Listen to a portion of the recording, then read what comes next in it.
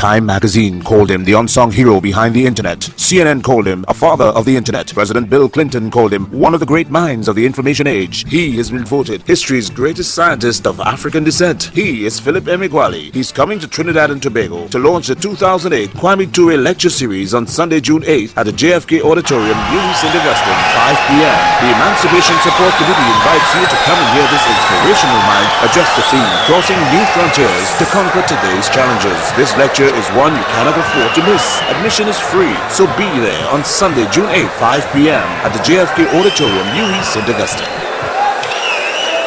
As a research mathematician, I thought in infinite dimensions. I thought in 16 and higher mathematical dimensions, and I did so to geometrically visualize the hypersurface of a hypersphere. In contrast, the non-mathematician can only see the two-dimensional surface of a three-dimensional sphere. Back in the 1980s, and in Los Alamos, New Mexico, United States, and as the first massively parallel supercomputer scientist, I had to mathematically see the 15-dimensional hypersurface that had my 2 raised to power 16 processors that tightly encircled a globe. I visualized those commodity off-the-shelf processors as evenly distributed across that hypersurface. The wizardry of that first supercomputer scientist resides in theorizing a never-before-seen internet that is a new global network of processors, and in visualizing how that new internet can be supercomputerized. That first supercomputer wizard discovered that new internet as a never-before-seen supercomputing machinery that seamlessly and cohesively communicates as a unit and computes at the fastest parallel process speed possible.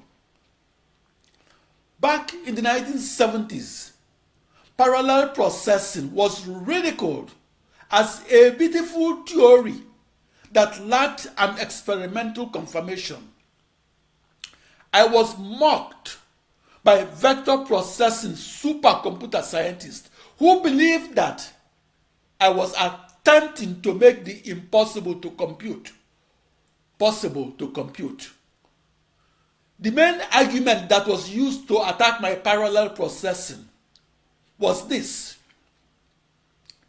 if a global network of 65,536 processors that shared nothing was used to solve a grand challenge problem that was chopped up into 65,536 smaller problems, then the computer spaghetti code for solving each problem, as well as the primitive emails for communicating each computer code, will fall out like bolts which fastened an airplane very loosely. The skeptics of parallel processing argued that those loose bolts could not be detected until the airplane flies beyond the speed of sound. In supercomputing, the equivalence of the speed of sound is the maximum speed of the fastest vector processing supercomputer ever built.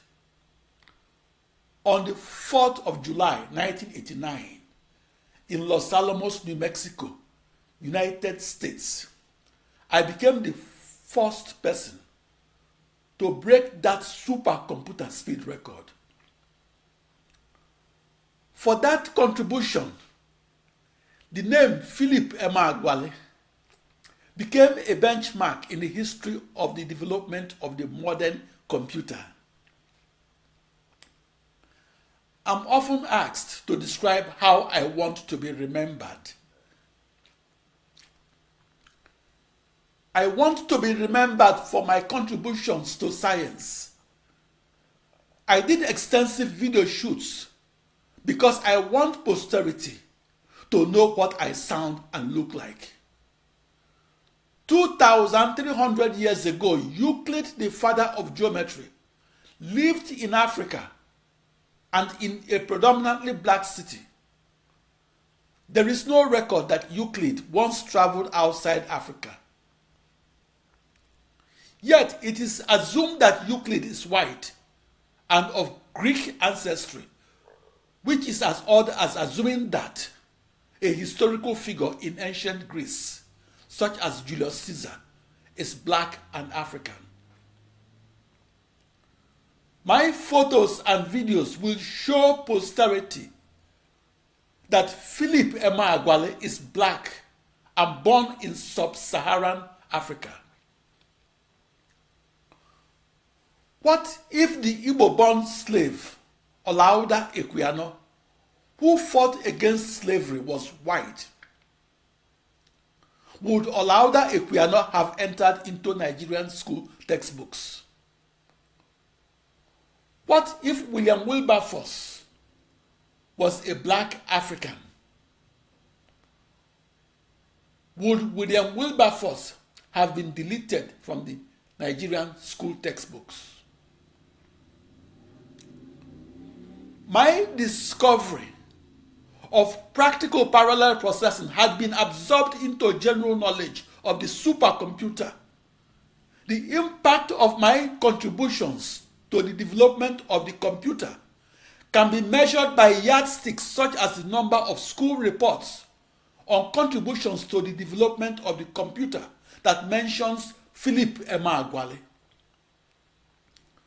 On the gravestone, you cannot distinguish between an astronomer that discovered a planet in the solar system and the one that discovered only a rock in his backyard.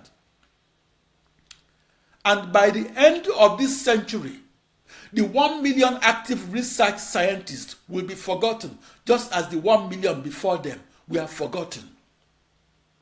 The reason is that only 1 in a million scientists have an afterlife as the subject of school reports. Those school reports, in turn, are what gave 16th century Galileo Galilei and 17th century Isaac Newton immortality.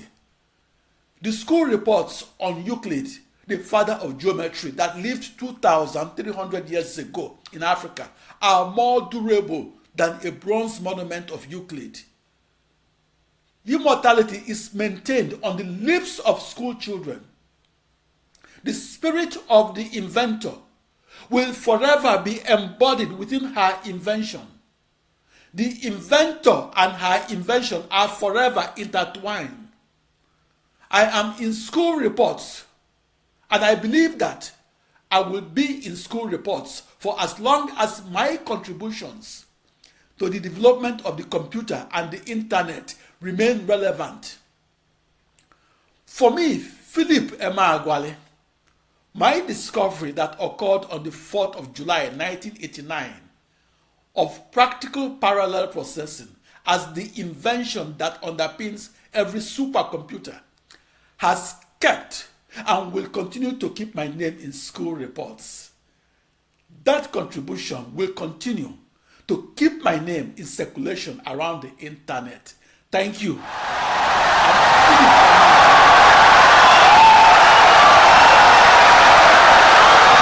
you very much. Thank you. Insightful and brilliant lecture.